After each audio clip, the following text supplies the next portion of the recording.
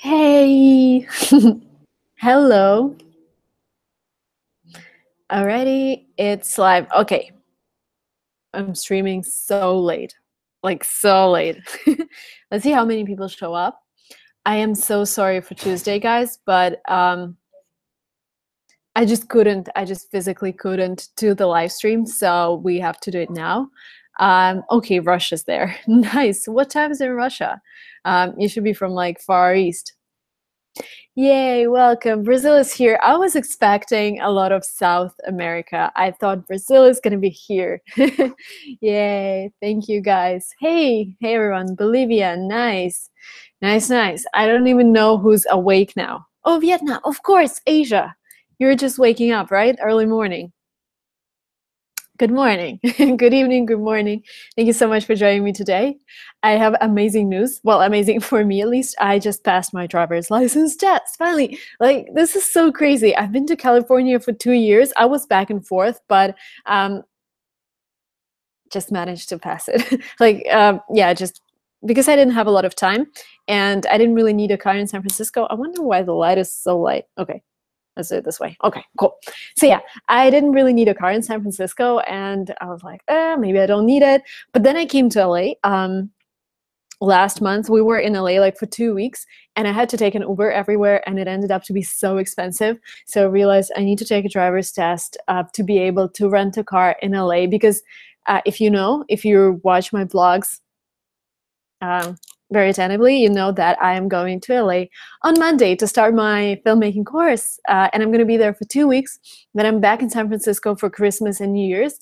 And then January 2nd, I'm back in LA and I'm going to be there for a month studying. This is so exciting. Yeah, and now I can drive a car. Yay. All right. Welcome, welcome, welcome. Great. Okay, so the topic of today's live stream is actually writing a personal statement. And let me know, guys, what do you need the personal statement for? So let me know, when are you applying and what is the program? Because personal statements can be so different. There is a kind of a personal statement that you use to apply for a job. It's called cover letter, which is not really a personal statement, but this is, so the personal statement itself is a part of your application where you can show yourself as a personality. Instead of showing yourself as a set of numbers like your resume, where you have your salary, where you have your biggest accomplishments in numbers, like I worked as a salesperson, I grew the sales numbers by 500%, or for example, I don't know what else you can. So you have your resume, you have your accomplishments, but then you have this small text, and this is the only opportunity for you and for the admissions committee or for your employer to learn about you as a person. And you should use those letters, those words wisely, because you only have, normally you have like 350 words or 350 to 500. Okay, let me know. So yeah, and let me know what you need it for. Yay! You're watching this live. I am looking at the chat right now because I want to know why you need the personal statement. If you don't need it at all, we could do the Q&A. But I hope you do. Yeah, and another thing why I wanted to talk about the personal statement today is that because if you follow me on Instagram, it's Lingua Marina. I just announced that we launched a new service on LinguaTrip. Well, it's produced by our team, but it's called fluent.express. Fluent.express. And this is where you can upload your text in English and then have native speakers correct it. Because this is something I would personally use. My writing is okay, but I have my family who do not speak English quite well. And what my mom does all the time, she just sends me the text that she was meant to send to a hotel, for example, when she's booking something, and asks for a silent room, or something she wanted to send to an embassy, for example. She just sends the text to me and says, hey, Marina, correct it. And no matter what, no matter if I'm in the meeting or something else, I need to help my mom, so I have to stop and help my mom. And I thought, why don't we have a service? It's like Uber for correction. So we created that because the alternatives, even AI-powered alternatives, would not correct the word order. They would not correct the way you then what you do in your head when you're not a native speaker, you think in your own language and then you translate everything into English. And what happens to your English is that it's structured in a non-English way. It's structured in your own way, like you're translating from Spanish, and your English has the Spanish word order, or it has English. And this was my problem as well when I was like translating from Russian into English. I had the same problem. Now I'm trying to think in English all the time when I need to speak English, but sometimes like switching back and forth can be really difficult. Yeah, this is why we launched it. It's fluent.express, and this is something you can use to check your personal statements as well. Yes, I'm talking about statement of, there are so many names you can call this: motivation letter, statement of purpose, personal statement, what else? Essay, admissions essay. There are so many names. Some people differ. Some people say that for MBA, you do personal statement or motivation letter. Bachelor's do statement of purpose, but I don't think there's a big, yeah. And so, yeah, I'm just waiting to see whether, but okay, let's do it this way, because I don't see any really related to the personal statement. Let me know if you have any questions, and I will just continue. You know, if you have any questions to me, write them down in the chat. I'm gonna answer. And back. By the way, this is my office. Because when I stream in the morning, I normally sit at home because I like the connection, but I'll show you the office. If you've seen my room tour video, I'm all alone. Look, nice, right? Sitting all alone. Nobody's here. Yeah. And oh, I'll show you the view from the window. This is San Francisco Gallery, MoMA Gallery, and you see buildings there, and you see me. Okay. Yay, that was it. This is my office. Okay. Nice. So I normally stream from home, but today I'm streaming from the office because I said different timing. By the way, let me know if it's your first time on the live stream. That would be exciting. Okay.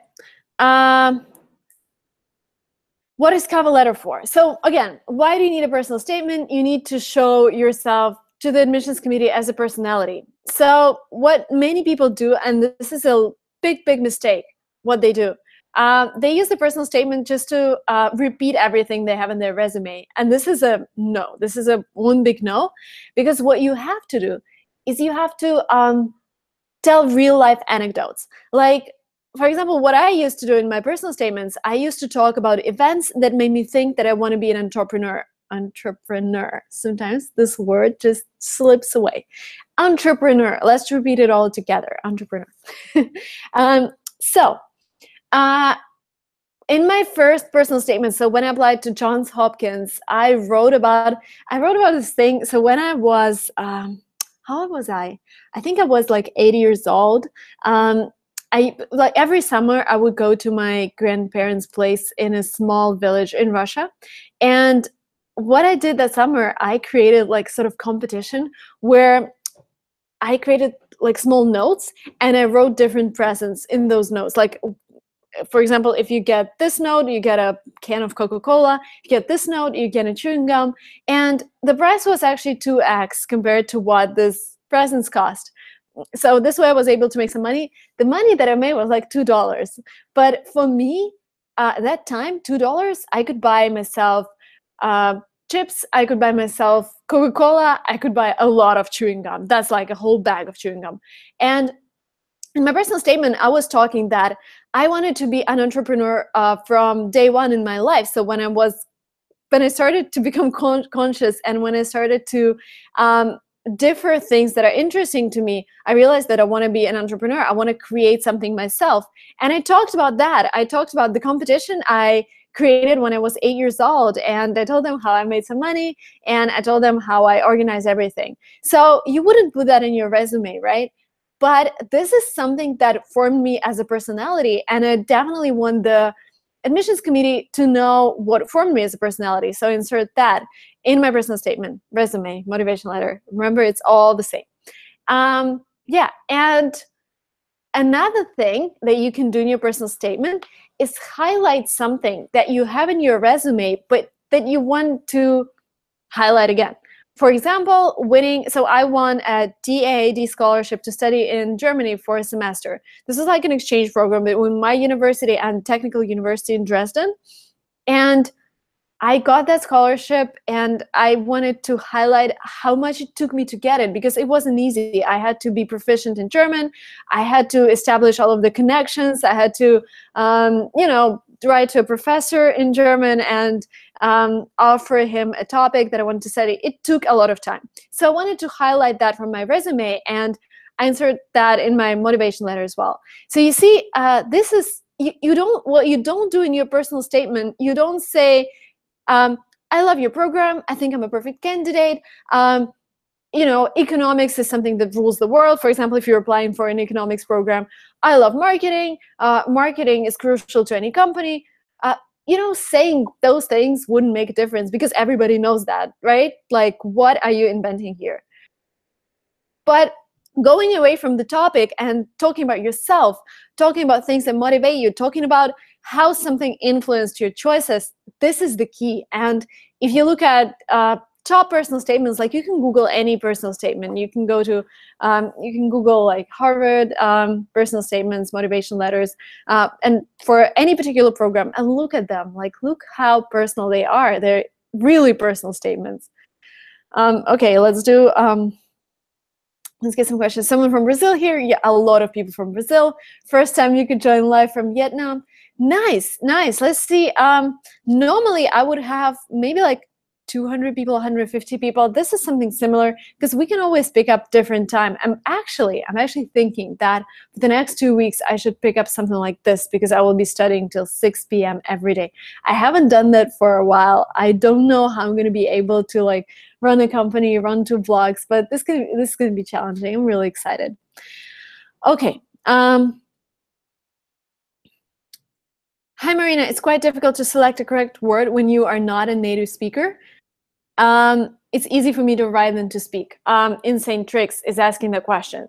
My advice here is that, yes, of course it's difficult, but the only thing you can do is to practice, because there is nothing else that would let you speak as a native speaker, that would let you become more and more proficient. So what you have to do, you have to speak all the time and find a partner, travel to an English-speaking country, find somebody who wants to talk to you.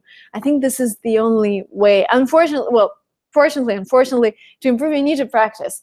The same with the driving. Like today when I came to Redwood City, this is where I took my driver's license behind the wheel test.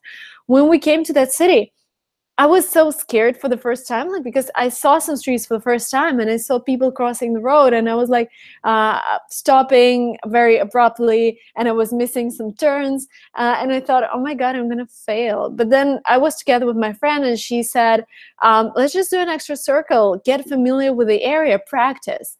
And I practiced and practiced, and then during the driver's license test, we took the same streets, and I was so confident because I just practiced before that. And I think this is so useful. I was so happy. I actually made 3 mistakes, but they allow 15. And you know what my mistake was?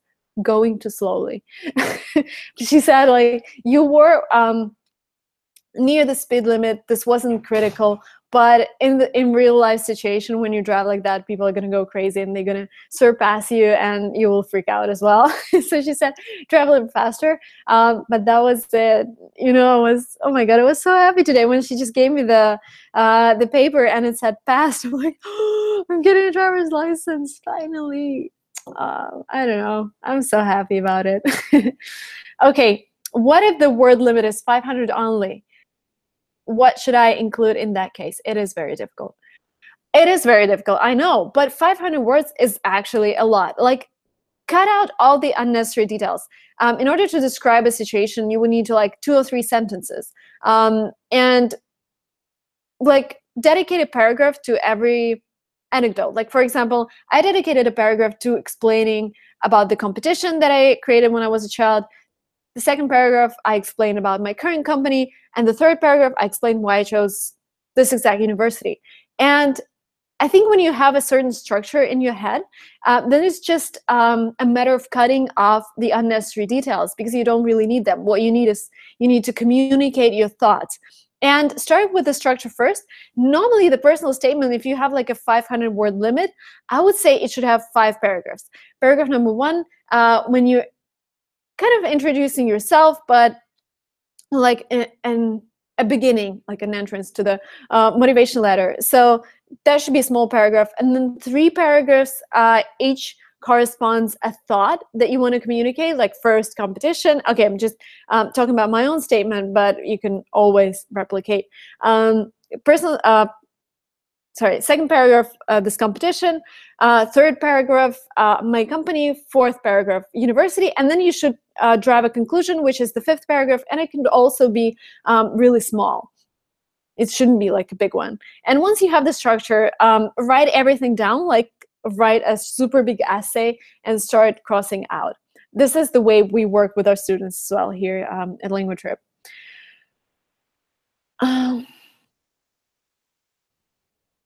What do you do if there is no word limit? Oh, just be decent. You know, when there is no word limit, just bear in mind that or personal statement probably has 100 more to read in that day. So what you need to do is, I think, stay within like 750 words. I think this is the maximum that I've seen. I think there was also 1,000, but this is really rare.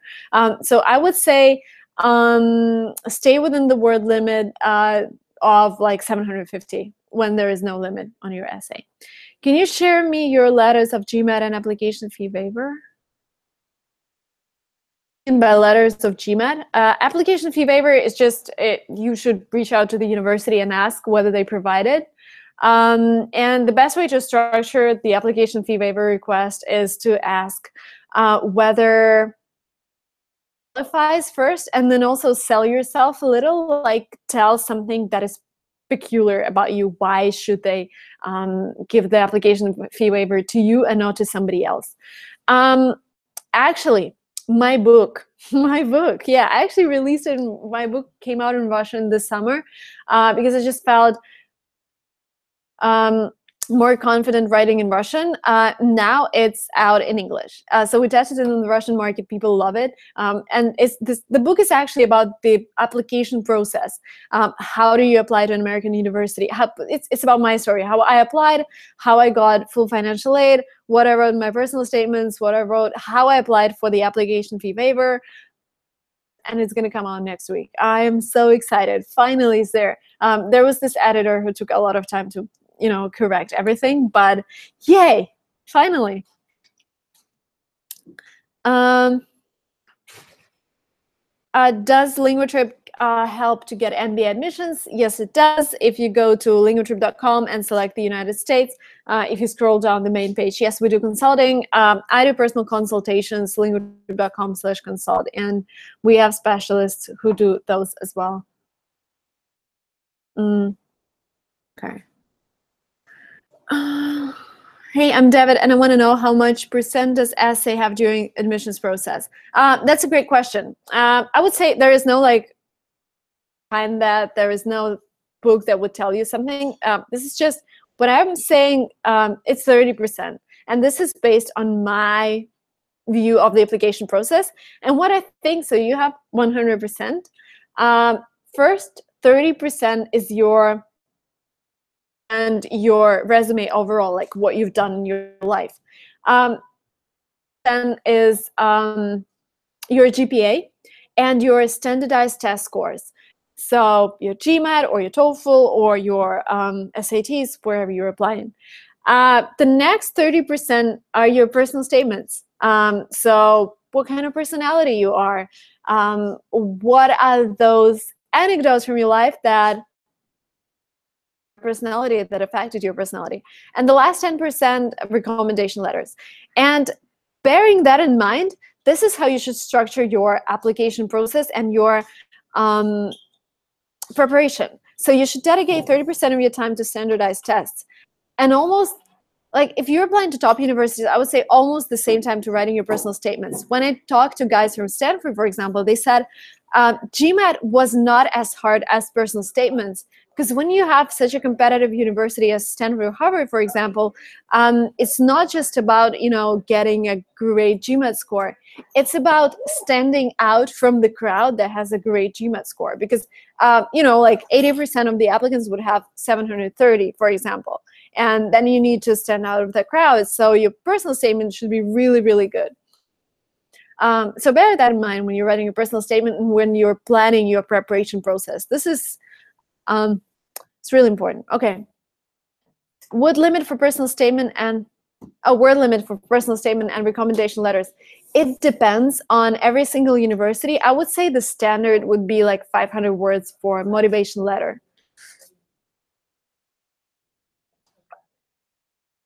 Marina, how should I start my personal statement? What approach should I follow? Okay, my theory behind that, start with something extraordinary. Not like, hello, my name is Marina and I'm from St. Petersburg, Russia. I just moved to California, San Francisco. This is so boring and this doesn't bring any new information to you because you know me already. And the admissions committee would know you from your resume, from your whatever. So don't do that. What you should do is, and there I am standing on the platform and my train just left and I am stuck in the city. And this is like a beginning of a new story. This has to be interesting because, again, we should remember that the person who's reading your personal statement, she has read 100 more personal statements that day, and she's so tired of reading how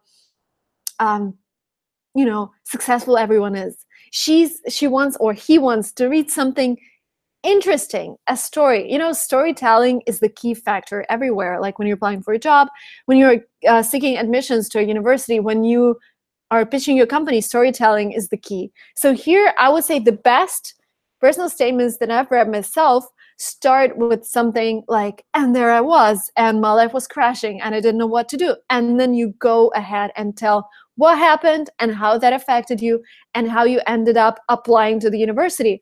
And to me, this is a perfect structure. You shouldn't be too creative because, again, this is an academic writing and it shouldn't be a novel. But if you're applying for media studies, for example, it should be a novel. Like if your subject is connected to journalism, this is pretty important. This is the ideal situation. Okay. Was your scholarship from college or external? It was from college, from the university where I got accepted. I'm applying for a job. I have an interview. Okay, fingers crossed. Could you share with us your study routine? I have a friend who was accepted to Harvard after high school and that she had been preparing 5 years for that. I would believe that. I think we're preparing for something all our lives. My study routine, so I don't study right now, I work, but I would say my routine looks like I wake up, compared to many people, I wake up at 9 or 10 a.m. Then I do 2 or 3 calls, normally with Europe. Then I work a little with my emails and like with America. Then I have my lunch, and then I do my creative part of my job. Either that's something connected with the company, like which new schools should we launch, where we're going to go in terms of the next markets, or I film videos for YouTube and take pictures for Instagram. So I would say morning is routine, afternoon is being creative. And yeah, like 4 p.m. to 7 p.m. I do daily, my home stuff like cooking and shopping and whatever. And then from 7 p.m. to 11 p.m. I work again. And this is when I'm the most productive, in the evening. Write about why universities should accept you in your essay. Yes, I did. I think third paragraph. Oh, actually, no, that was the last paragraph. The fifth paragraph, the small one, the conclusion. This is when I told why the universities should accept me. And there I mentioned that my bachelor degree in Russia, I was super active and I took part in all the social life. And that your university has this entrepreneurs club. And the first thing I'm going to do when I step on campus, I'm going to enroll in that club. So you want to show exact details of how you're going to be useful, or show that you are coming from a different background, show that you are going to be show that you're going to take part in different competitions, different clubs, and this is why where you should no you should yeah, you should talk about it in the fifth paragraph to conclude. Like, to conclude, you should accept me because this and that. All right. How do you answer to the question, tell me about yourself? Again, this is about talking about real anecdotes. It's not about talking how you're a great student or how you reach your goals all the time. It's about talking about things that happened to you in your life and how they affected you. Next question. More videos about your English learning and the right way to do it, please. Greetings from Brazil. Thank you, Dudu. I am actually working on the new video. This is how my planner looks like, and it's British versus American English, coming soon. I'm gonna it hopefully tomorrow. My camera just arrived, so I'll film it tomorrow, and I'm going to upload it Sunday probably. Hopefully Sunday. So I'm trying to stick to a schedule when my videos come out on Thursday and on Sunday, California time. Did you mention your startup in the essay? Yes, I have. I have mentioned my startup in my essay, and it was just in this phase when it was really small. And I just mentioned that I had a company before and it was in the same market. And I mentioned how I realized that we want to bring everything online and we want to let students from all over the world be able to book language courses at a lower rate and online. And we didn't have any product back then. I just talked about how I want to develop it and how my MBA or my master's degree is going to help me with becoming an international company and growing out of Russia and becoming an American eventually, or just an international company. Yes, I have talked about it. How good was your essay based on English grammar? I think it was pretty good because I was advanced. But again, I used a similar service to the one that we created, so fluent.express. I would encourage you guys to check your essay once you've finished your writing. Let a native speaker read through it and maybe correct something that is wrong in terms of like how you phrase, how you use your grammar. Okay. I'm waiting for your questions, and meanwhile, I'm taking a small break. Sorry. This is, by the way, this is my favorite kombucha. This is not beer, no alcohol. This is a tea drink, fermented tea drink with Coca-Cola flavor. Okay. How do I come up with ideas for a business?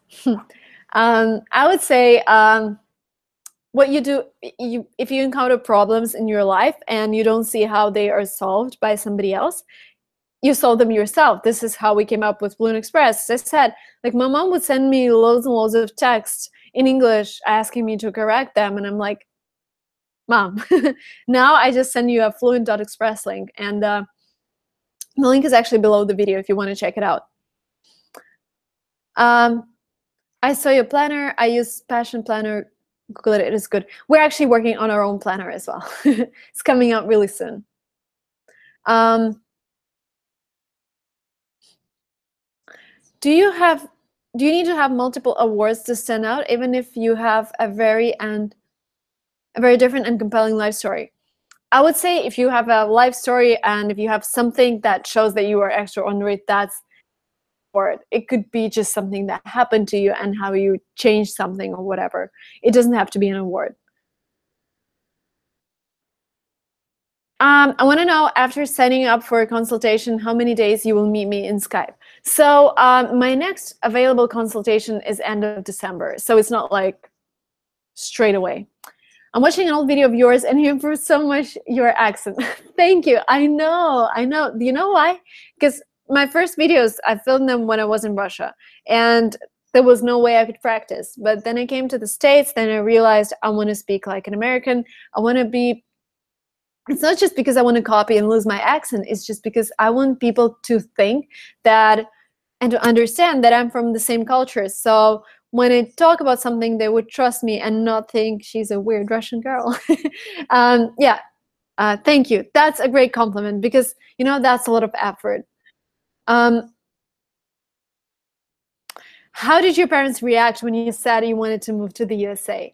My parents were really supportive. I think they were the ones who raised me like that, especially my grandfather. He was like, when I was 4 years old, he would tell me, Marina, you should speak great English. Okay, translate this for me, translate this for me. You should be a great English speaker because you're going to live somewhere abroad and speak English. And he told me that since I was like 4 years old. And brought up. So my parents were not surprised when I said I'm moving to the States. They were like, that's great. When can we move with you? And I'm like, I don't know. But yeah, they're really excited. They come to visit. Did you use agency when you studied abroad? When I first went to the UK, it was a school exchange. The second time when I tried to use an agency, I realized it's too expensive. And this is basically why we created LinguaTrip, because I realized that agencies charge extra commission and LinguaTrip is where you don't pay extra. You actually pay lower prices than booking directly with school. Come to Colombia. I will someday because 1st of December, actually tomorrow, our first employee in Colombia is starting her job.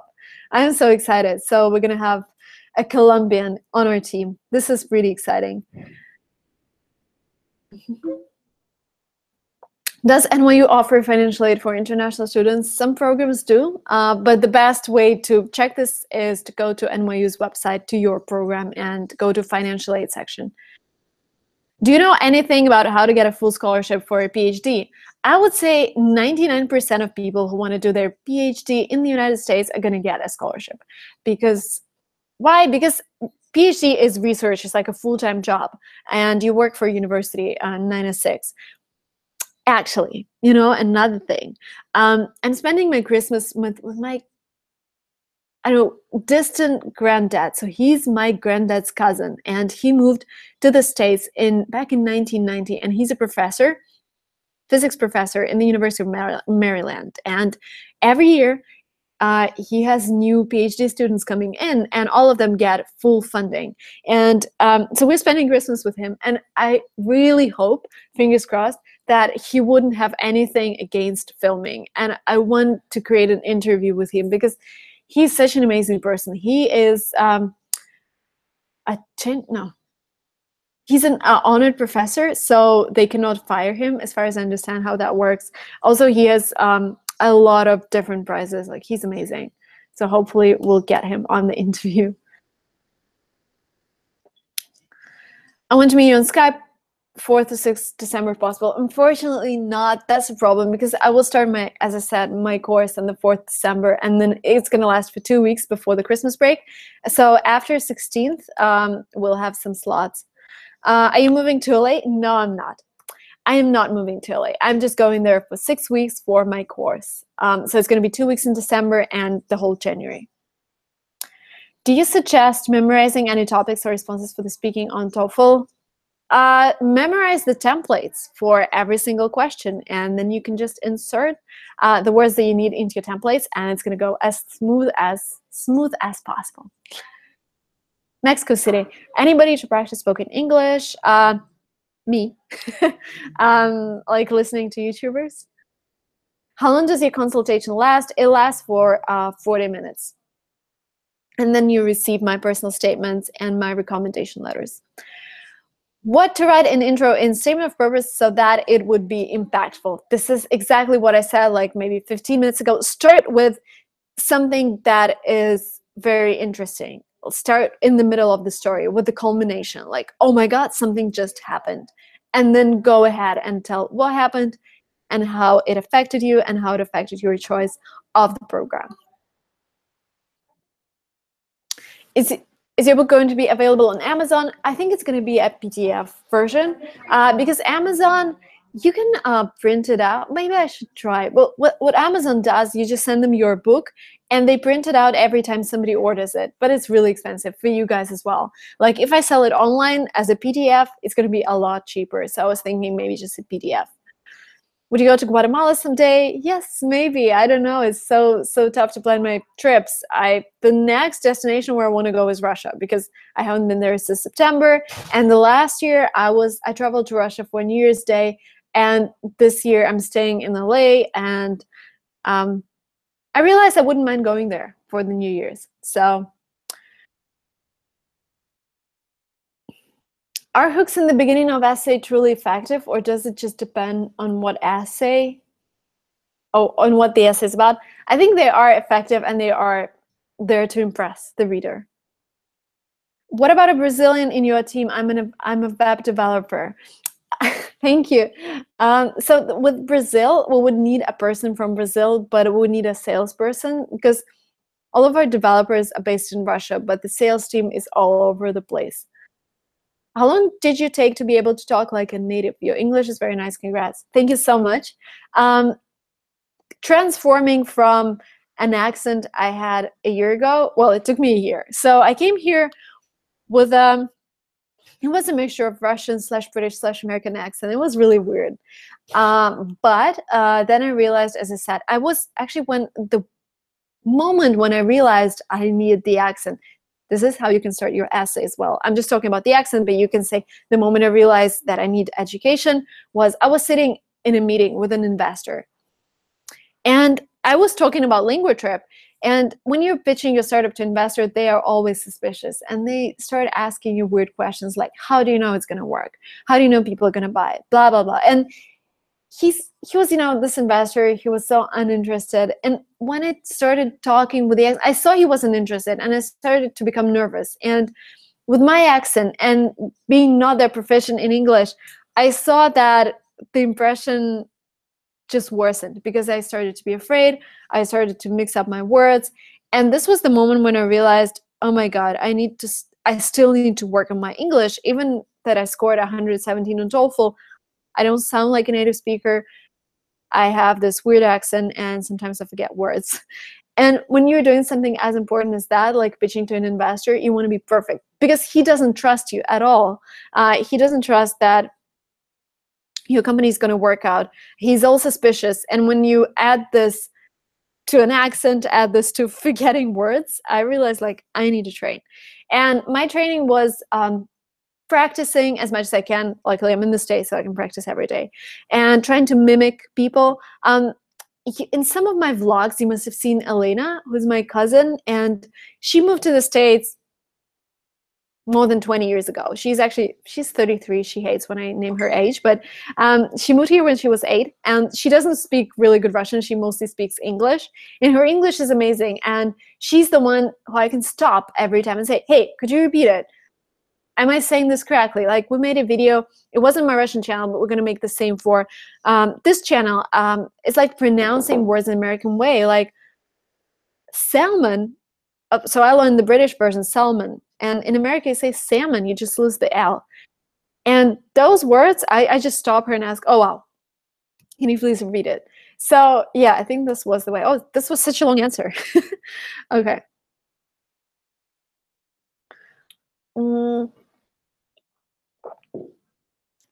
Perfecting my American accent took 2 years, but I haven't been there in 6 months. What if I lose it? You're gonna get it back. It's fine. You come for 2 days, you speak like a weirdo, and then it comes back. No problem. How to evaluate oneself and enlist short-term and long-term goals? Oh, it's about, closing your eyes and thinking, I guess. What is your favorite Russian word?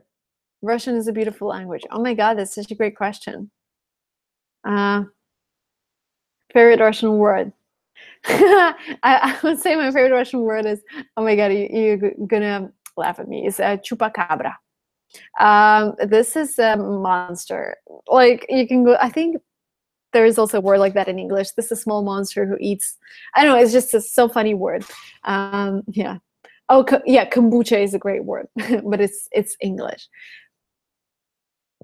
Your Russia trip. You should want to visit your hometown, St. Petersburg. Where else?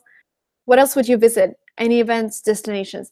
Not really. Like Russia would be, I want to visit it just because my parents are there and my grandma and granddad are there, and that's why I want to visit it. And also, I miss the beauty of St. Petersburg. St. Petersburg is the best place in Russia.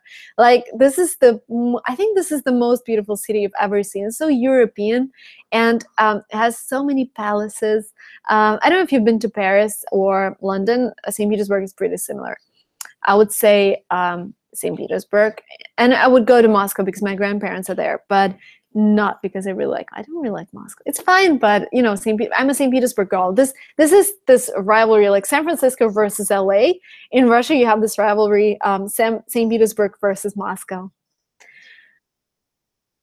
How to improve your English if it's already kind of fluent, but not exactly C1? Practice. I'm sorry. It's like when you are at this certain level, when you don't really need your grammar anymore, when you don't need to study grammar, when you don't need to study vocabulary, but you are not fluent, the only thing you should do is practice. Like oh, by the way, you should check out Joe, our new teacher, who is an accent reduction coach. I think if you're a C1, you don't really need your, again, grammar, but talking to an American, he's from Boston, and he will tell you what kind of mistakes you're making. So if you go to linguatrip.com, on the main page, you're going to see Joe. Let me check whether it's Joe or Joseph. So I call him Joe, but we might have called him Joseph on our landing page. So linguatrip.com, and then you scroll a little, and it's called Lessons on Proper English Pronunciation. And you will see a guy in glasses next to me, by the way. I would highly recommend taking classes with him and practicing at least twice a week, because you need to practice. Like what I'm doing now, I'm also practicing talking in English with a YouTube. Well, start a YouTube channel. Don't show it to anyone, hide your videos, but talk to a camera. This is such a different experience. It's almost as tough as talking to a native speaker, because then when you listen to yourself, when you watch your own videos, you're like, oh my God, that was awful.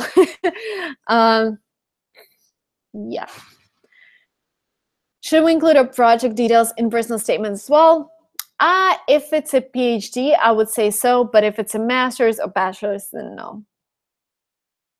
Hi from Morocco. How many languages you speak? I speak Russian, English, German, and a little Italian. I'm very excited to hear your answers because it's late. It's 4 a.m. Oh my God. I thought you just woke up, but you're just going to sleep. No way, 4 a.m. Oh my God, good night. Are you going to Russian World Cup? No way. And no, I'm not going there on the World Cup. I'm not a football fan, and actually the main stadium for the World Cup, it's the same, almost the same district as my house, and I can just only imagine how crazy it's going to be in St. Petersburg. Because when something happens in the stadium, the traffic is just, it's all red. You cannot drive anywhere. So no. I think it's going to be in summer. Oh, it's going to be in summer. Summer is when I'm in St. Petersburg. Okay, I might be there, but not for the football championship. Is France a good country for master's degree and employment after graduation? I'm not an expert, like a France expert, but I have a friend who graduated from the University of Monaco, and she wanted to stay in France, but they said, we're not going to give you a work visa unless you speak really good French. And her French wasn't really good because her master's program was in English. And she had to move to Amsterdam, to the Netherlands. How long did it take you to get a green card? You mean the whole process? Like when I applied in March, and it arrived in an envelope in September. So 6 months.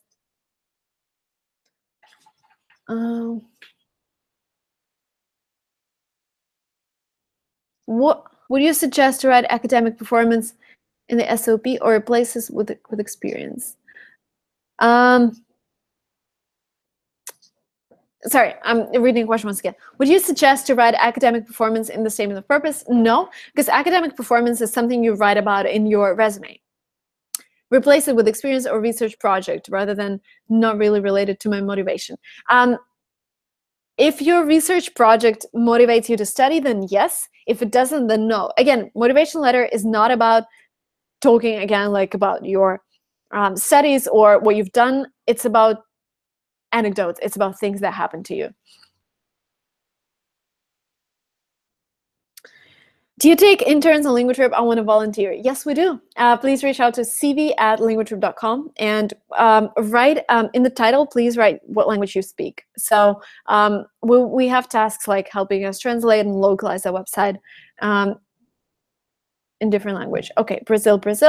What was that? Brazil. Okay. Are you like telling who's from Brazil? In the last 5 years, what new belief, behavior, habit has most improved your life? Wow, that's a great question. I would say starting my morning in a calm way. Because before, like even a month ago, I would start my morning by opening my phone and checking all of the messages. And sometimes I forgot to eat my breakfast. Sometimes I forgot to brush my teeth because from the minute I woke up, I was overwhelmed with what was going on in my messengers, with my emails, and I hate.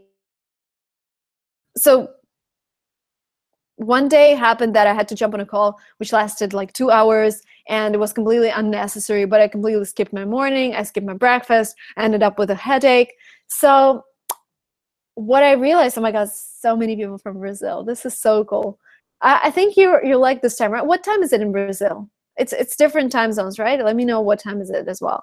And yeah, so what I do now, I start my morning with not touching my phone. I wake up, I go and brush my teeth, I go and make my porridge, I go and make my coffee. And once I'm finished with my breakfast, this is when I take my phone and check my messages. And no earlier than that, because otherwise my day is spoiled. You know, waking up and smiling and being grateful to, you know, whatever is happening to you. This gives you a better attitude to the whole day. Okay, Russia's 7 a.m. Oh, in Mexico it's 2 a.m.? No, no way. Really? Oh, sorry, Mexico, Brazil. You're looking forward to going to film school? Of course. This is such a new experience. So I start Monday, 9 a.m. And they told me to bring a notepad. I'm really excited. And I just got my new camera. Just arrived. Colombia, 23:17, 11 p.m. You can speak with a British accent. Yeah, I made a couple of stories on my Instagram with a British accent, but this is not an accent I am good at, I think. I used to be good at it, but not anymore. When you feel overwhelmed or unfocused, what do you do? Great question. I think what I do, like when there are too many tasks, I try to talk to somebody. Like sometimes it's worth calling someone and telling, like your mom, for example, and tell that, oh, I need to do this, and that. And then she says, well, this thing, you can do it in 5 minutes. This thing, you can do it in 20 minutes. So what are you complaining about? Your tasks are actually like, they're going to take 2 hours. It's just being lazy. So I would say, yeah, just creating smaller tasks out of what you need to do and realizing how much time each task is going to take you. And maybe like telling yourself, okay, today I will only do this, and the rest is tomorrow. Okay, 2 a.m. in Brazil. Oh my God, I didn't realize it's so late. But there are so many people watching. This is so cool. Don't you guys sleep at night? I know, like sometimes I go to bed like 2 a.m. as well. But wow, that's super late. Nice. Okay, so I don't think that's a good time for stream, right? Because it's 2 a.m. How do you handle your temper in all situations? And you seem to be so cool ever. No, sometimes I freak out. What I try to do again is just, you know, another thing that I understood in the last year after reading a book, How to Keep Calm or something, and to enjoy your life, what I understood is that the most expensive thing is my health. And when I'm nervous and something's going on, I just ask myself, what would be my thoughts about this situation in 5 years? Like, is it worth it? Is it worth being so nervous right now? And 99% chance I would say no. In 5 years, I wouldn't care. I wouldn't even remember. And I tell myself, okay, then I want to care about my health. I want to care about my well-being, so I will stop being nervous and just, relax, because whatever happened, it happened. Clarity or honesty in friends? Oh, charity or honesty. Okay. Do you invest money? I do. Bitcoin. Invested a couple of months ago. Really happy right now. I hope it doesn't go down. Thank you so much, Marina. Have a great night. Yeah, you too. How much time do you spend on iPhone? Maybe like 7 hours a day, maybe more. How long are you learning English? How long have you been learning English? I started learning English when I was 4, but it was really basic. I learned cat and dog. I learned how to count. And yeah, but in total, I would say like for almost 24 years. But the most practice I got is when I started to travel. When I went to the UK, when I went to Canada. What is the best nonfiction book that you have read this year? I would say the one that I mentioned about like not being nervous. This is Dale Carnegie. I don't remember the exact name of the book. I think it's How to Stop Being Nervous and Enjoy Your Life, something like that. I think that one has made a lot of impact on me and the way I behave, and something I just told you, like asking myself every single time, is it worth it? Is it worth like wasting my now, or whether I should just give up and, relax and go with the flow? I think this was one of the most impactful books this year.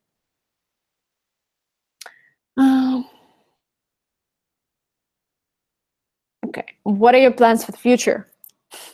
For tonight, tonight I have to write a couple of articles. Actually, house.com. They asked me to write an article about my apartment. I'm so excited. Really excited. I would need to take pictures of my apartment probably on Saturday with a good light, with a good camera.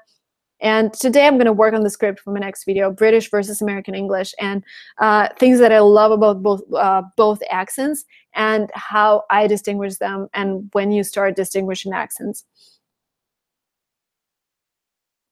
What was the name of the book again? Okay, let me Google it. So I can give you the right name. Dale Carnegie.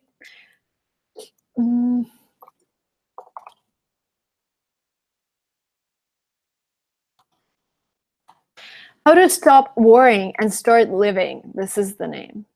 Okay, I am dropping it in the chat here. So it's Dale Carnegie, How to Stop Worrying and Start Living. I would highly, highly, highly recommend it, guys. I like how somebody with a Asian name writes in Russian. Wow, krasava. This is a cool Russian word. Top foreign languages to learn apart from English. I would say the second one would be Spanish. So useful. You won't even imagine how useful it is in the States. Are you into books like The Secret? I haven't heard of it. I'm sorry. Do you mentor new entrepreneurs? Sometimes I take part in conferences. I don't have like an entrepreneur that is always with me and like I'm a mentor. I don't think so. Maybe like sometime later. No, right now I don't do that. But sometimes I take part in conferences and I talk about things. And I do my YouTube videos about business as well. You're learning many foreign languages like Italian. Is this because you speak them in your job? No, really. In my job, I only use English. Italian is just something I like. And as I said, for me, it's really important to study all the time. Like, I want to continue studying till I'm 100 years old, because your brain, when it works, it's fitter. It's like your muscle. When you stop training, it starts to deteriorate. It starts to become weaker. Same with the brain. I want to train it all the time. I think languages and maths are the best methods to train your brain. Say something in Spanish. I want to hear your Spanish accent. I don't speak Spanish. I can just say hola, ¿cómo estás? See?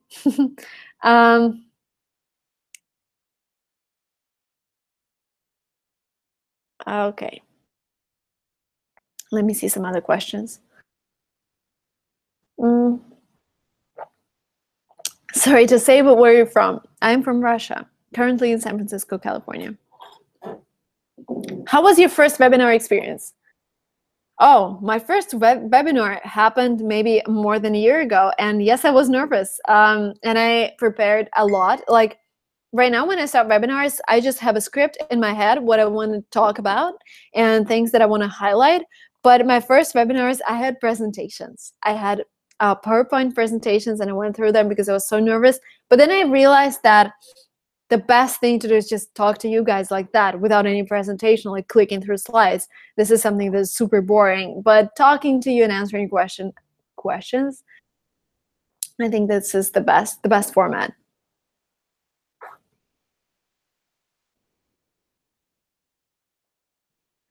Okay. Oh wow, so many questions. Have you ever thought that one day you may be earning more money from YouTube than from your company? I don't know. Well, I don't think about those things. I just do whatever I like. Money is not the motivation. For me, the motivation is creating something new and making something useful. I need so the amount of money that I need to be happy is limited, right? And doing something just for the sake of getting more and more money doesn't bring any happiness.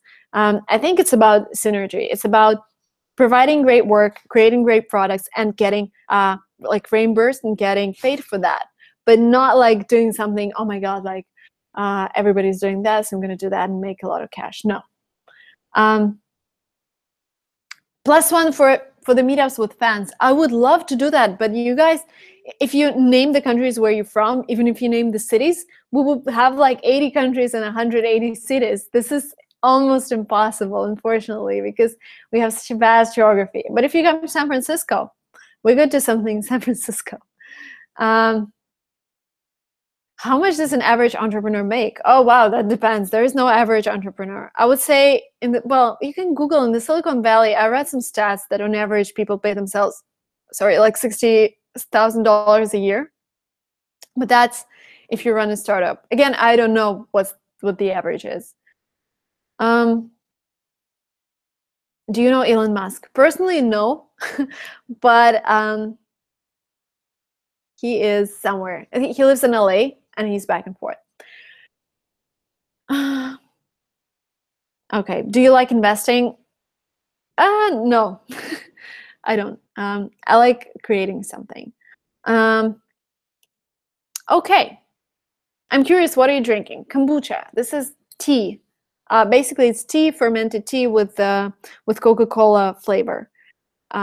It's a really cool thing. So tasty, so delicious, sweet, and it also has probiotics.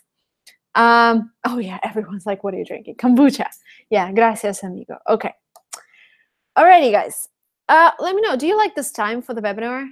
Because if I do this next Tuesday, or Thursday better. If I do the same time next Thursday, do you think it's gonna be good?